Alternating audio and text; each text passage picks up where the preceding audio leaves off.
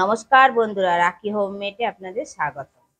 আমি আজকে নতুন স্বাদের ইউনিক রেসিপি নিয়ে চলে এসেছি। আমি আজকে বানাবো কাতলা মাছের মাথা দিয়ে আলুর দম। কেমন ভাবে বানাবো সেই ভিডিওটা আপনারা দেখে নিন। কাতলা মাছের মাথা দিয়ে আলুর দম বানানোর জন্য আমি এখানে কাতলা মাছ নিয়ে নিয়েছি। কাতলা মাছের মাথাটা নিয়ে নিয়েছি, মাথার অর্ধেকটা নিয়ে নিয়েছি। এটাকে ভালো করে ধুয়ে পরিষ্কার করে নিয়েছি। একটা টমেটো কেটে নিয়েছি, 4টে কাঁচা লঙ্কা নিয়েছি, একটা পেঁয়াজ বড় সাইজের কেটে নিয়েছি, আদা রসুন পেস্ট নিয়েছি, 3টে আলু কেটে নিয়েছি। রান্নাটা আমি সর্ষের তেলে করব।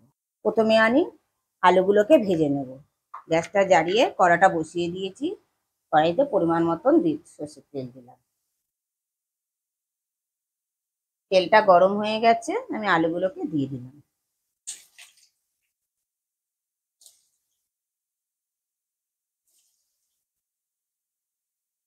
আলুটা ভাজার জন্য আমি 1 চামচ নুন অ্যাড করলাম। নুনটা দিয়ে আমি আলুর সঙ্গে মিশিয়ে নিলাম। মিশিয়ে নিয়ে আমি 2 মিনিটের জন্য ঢেকে দিলাম। 2 মিনিট পর ঢাকাটা খুলে দিলাম, নাড়াচাড়া করে নিলাম। আলুটা ভাজা হয়ে গেছে, আমি তুলে নিলাম। আর ওই একই তেলের মধ্যে মাছের মাথাটাও ভেজে নেব। মাছের মাথাটা ভাজার জন্য 1 চামচ নুন দিলাম, 1/2 চামচ হলুদ দিলাম। মাথাটার মধ্যে ভালো করে মাখিয়ে নিলাম। মাছের মাথাটা দিয়ে দিলাম।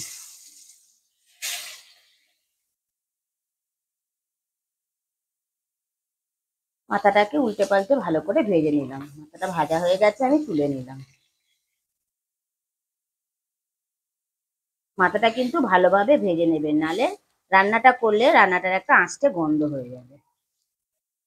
আর ওই একই তেলের মধ্যে ফোড়নে দিলাম গোটা জিরে 1/2 চামচ, আর গোটা গরম মশলা, একটা তেজপাতা আর একটা শুকনো লঙ্কা। ফোড়নটাকে আমি 1 সেকেন্ড ভেজে নেব। গ্যাসটা আমি একদম লো টু মিডিয়ামে করে দিয়ে ফোড়নটাকে আমি 1 সেকেন্ড ভেজে নিলাম। ফোড়ন থেকে যখন একটা সুন্দর গন্ধ বেরিয়েছে, আমি পেঁয়াজটা যে কেটে রেখে দিয়েছিলাম সেই পেঁয়াজটা দিয়ে দিলাম। পেঁয়াজটা ফোড়নটার সঙ্গে মিশিয়ে নিয়ে আমি পেঁয়াজটাকে ভালো করে ভেজে নেব কালার ধরা পর্যন্ত। পেঁয়াজটা ভালো করে ভেজে নিলাম, পেঁয়াজের কালারটা চেঞ্জ হয়ে গেছে। এবার আমি যে একটা টমেটো কেটে রেখে দিয়েছিলাম সেই টমেটোটা দিয়ে দিলাম। টমেটোটা যাতে তাড়াতাড়ি গলে যায়, আমি 1/2 চামচ নুন অ্যাড করলাম, দিয়ে টমেটোটার সঙ্গে মিশিয়ে নিলাম। নুনটা দিয়ে টমেটোটার সঙ্গে মিশিয়ে নিয়ে আমি 1 মিনিটের জন্য ঢেকে দিলাম। 1 মিনিট পর ঢাকাটা খুলে দিলাম। টমেটোটা ভালোভাবে গলে গেছে, নাড়াচাড়া করে দিলাম।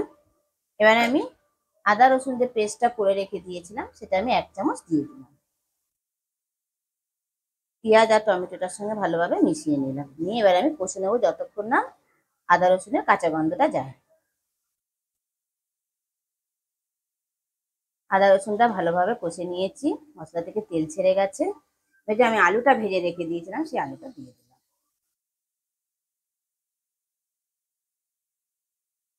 আলুটা দিয়ে মশলাটার সঙ্গে ভালোভাবে মিশিয়ে নিলাম। এবার আমি 1/2 চামচ হলুদ অ্যাড করলাম,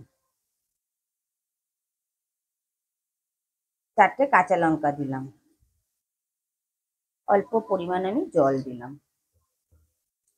দিয়ে এবারে মশলাটার সঙ্গে ভালোভাবে আমি আলুটা কষে নেব।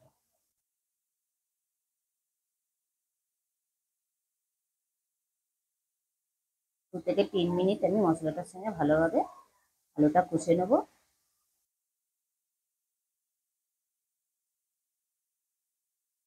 আলুটা দিয়ে মশলাটার সঙ্গে ভালোভাবে কষে নিলাম। এবার যে মাছের মাথাটা ভেজে রেখে দিয়েছিলাম সেই মাথাটা দিয়ে দিলাম। মাথাটা কিন্তু আমি একটু ভেঙে দিয়েছি,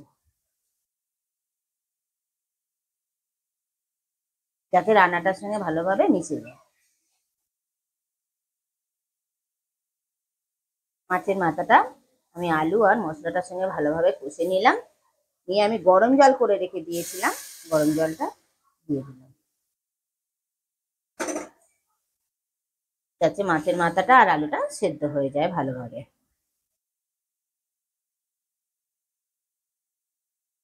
গরম জলটা দিয়ে ভালোভাবে মিশিয়ে নিয়ে আমি আলুটা সেদ্ধ হওয়ার জন্য 5 মিনিটের জন্য ঢেকে দিলাম।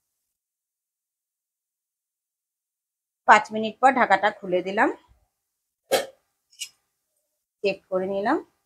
বন্ধুরা, আলুগুলো সব সেদ্ধ হয়ে গেছে।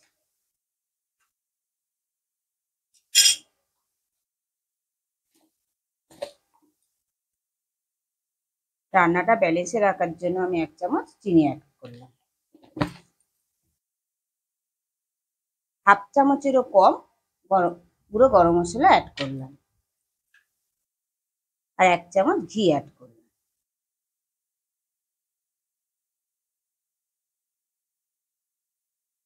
ঘি, গরম মশলা আর চিনিটা ভালোভাবে আমি মিশিয়ে নিলাম রান্নাটার সঙ্গে। কাতলা মাছের আলুর দমটা আমার অলমোস্ট কমপ্লিট। আরো 2 থেকে 3 মিনিট আমি স্ট্যান্ডিং টাইমে রেখে দিলাম। 2 থেকে 3 মিনিট স্ট্যান্ডিং টাইমে রাখার পর ফিরে এলাম। কাতলা মাছের মাথা দিয়ে আমি আলুর দমটা আবার পরিবেশনের জন্য কমপ্লিট। দেখুন বন্ধুরা, দেখতে কতটা লোভনীয় হয়েছে। লুচি পরোটার সঙ্গে তো খেতে অসাধারণ লাগবে, এবং গরম ভাতের সঙ্গে খেতেও অসাধারণ লাগবে।